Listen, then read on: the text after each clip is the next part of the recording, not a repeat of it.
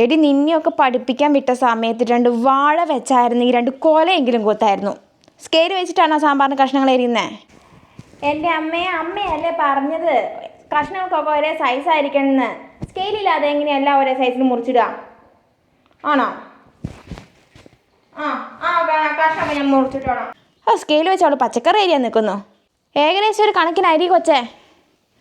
പിന്നെ എന്തൊക്കെ പൊടികളാണ് വേണ്ടേ? മഞ്ഞൾപ്പൊടി, മുളക് പൊടി, സാമ്പാർ പൊടി.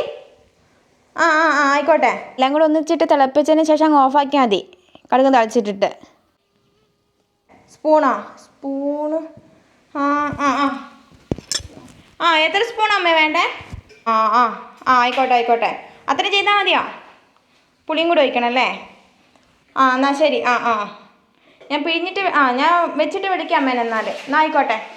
ശരി എന്നാൽ. എന്നാൽ ശരി. എല്ലാം ആയി കഴിയുമ്പോൾ വിളിക്കേ. ഇനി മഞ്ഞൾപ്പൊടി മുളക് പൊടിയൊക്കെ എവിടെയാണ് വെച്ചതെന്ന് ആർക്കറിയാം. എൻ്റെ ഈശ്വര, എൻ്റെ മരുമോനെയും കുടുംബത്തെയും കാത്തോണേ. അവൾ എന്തൊക്കെ ഒപ്പിക്കുമോ എന്തോ.